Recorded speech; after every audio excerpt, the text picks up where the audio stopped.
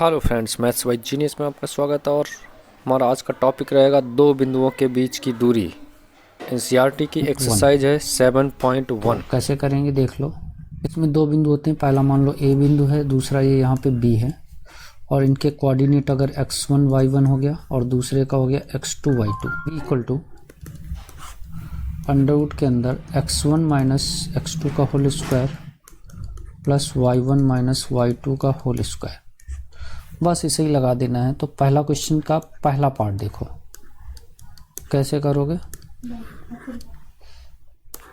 Point हमारे पास 2 3 और दूसरा है 4 1। बिल्कुल आसान है। पहले पॉइंट को मान लेते हैं x1 y1 और दूसरे को मान लिया, इसको मान लिया हमने a और दूसरे वाले को मान लिया b। बिल्कुल ही आसान है। A B equal to formula यही रहेगा जो भी बताया, x1 माइनस x2 का whole square plus y1 minus y2 का होल स्क्वायर।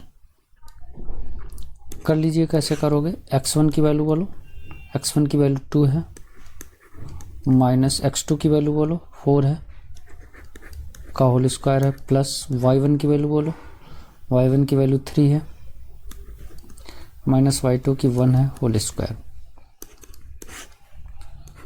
अब 2 में से 4 जाएगा तो माइनस का 2 बचेगा का होल स्क्वायर, प्लस 3 में से 1 जाएगा तो 2 बचेगा होल स्क्वायर। माइनस 2 का स्क्वायर 4 होता है, प्लस 2 का स्क्वायर भी 4 होता है, तो दोनों मिलकर के बन गए रूट 8। और रूट 8 को हम ऐसे लिख देंगे 2 इंटू 2 इंटू 2। और रूट के अंदर अगर कोई भी 2 बार पेयर बन जाता है उसका एक बार बाहर आ जाएगा तो 2 बाहर आ जाएगा। तो हमारे पास बन जाएगा 2 बाहर आ गया और एक अंदर ये वाला 2 बच गया। तो 2√2 यूनिट, जैसे यूनिट का मतलब अगर मीटर हुआ तो मीटर, सेंटीमीटर हुआ तो सेंटीमीटर, अगर कुछ नहीं तो यूनिट लिख देंगे केवल। तो ये हमारा हो गया आंसर। It's okay. तो चलिए अब हम देखते हैं इसी का दूसरा पार्ट। पहले क्वेश्चन का है ये दूसरा पार्ट।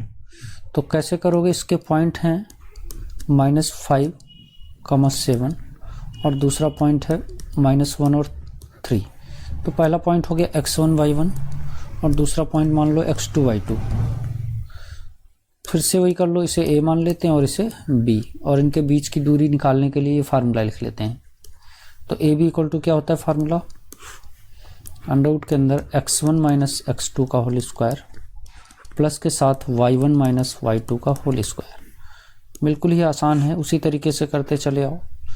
अंडर रूट लगाया, x1 बोलो, x1 की वैल्यू -5 है, फिर माइनस लगाया x2 की -1 है तो एक माइनस ये और एक ये, दोनों मिलकर के प्लस का 1, प्लस y1 की वैल्यू बोलो 7 हो गई और माइनस लगाया y2 की वैल्यू 3 हो गई होल स्क्वायर।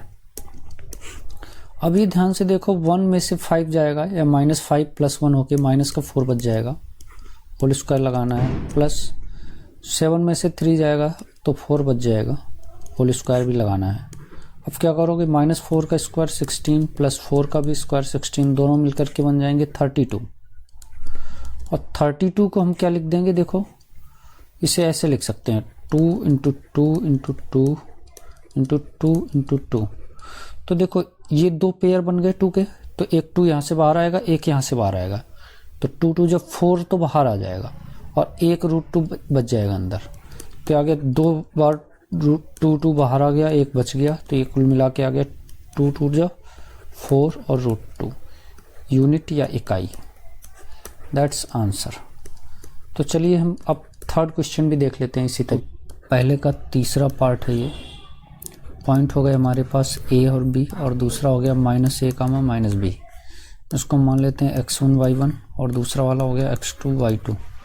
फार्मूला लगा लो, A B equal to root के अंदर x1 माइनस x2 का whole square plus y1 minus y2 का होल स्क्वायर। बिल्कुल ही सिंपल है, इसे a मान लेते हैं, दूसरा वाला b। तो x1 हो गया हमारा a, तो आ जाएगा a माइनस, और ये x2 हो गया माइनस का है तो minus minus plus a whole square plus similarly y1 हो गया b माइनस y2 हो गया माइनस b, तो एक माइनस ये एक और ये मिलके 2।